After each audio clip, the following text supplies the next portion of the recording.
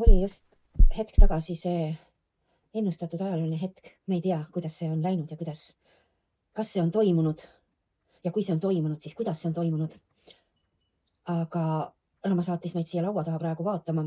Eile ennem sellesse peegelkuupäeva astudes, enne magama minekut, suunas ta meid laua peale laotama kaardid ja tõmbama ühe kaardi nendest ja siin on meile mõõkades, mis on maasse löödud. See ei ole see terav tõemõõk püsti, vaid see on maandatud tõde.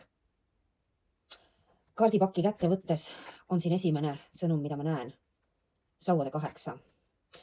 Need kiired uudised, kus raskus saab maha pandud. Juba näitas ka 3. kaart ja pettused selja taha jäetud. Korra piilus siit veel suur armastuse karikas.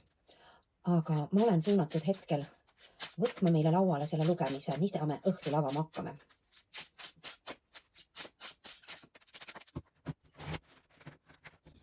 Paki all on maag. See seis on maagiline. Kui väidetavalt kõikide ennustuste järgi on kogu inimkonna ja maailma saatus ühe mehe kätes olnud siis mõned minutid tagasi. Meile avab selle teadmatuse aeg. See maag, kes tegelikult teab, mis edasi saab. Mis saab edasi? Mida me oleme iseendale loonud? Mida me oleme soovinud? Ja me räägime pärast rohkem sellest, et see on see 6. päikese tulemine. Päikese kui teadvuse, 6. teadvuse süsteemi algus.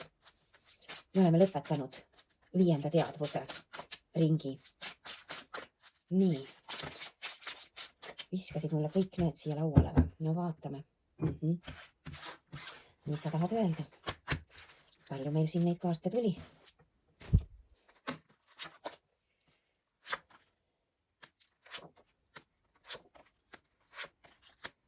Ja maag on meil endiselt laual. Armastuse kuninganna, mõõkade kuningas, karikate 10, kaarik ja vundament, müntide 4.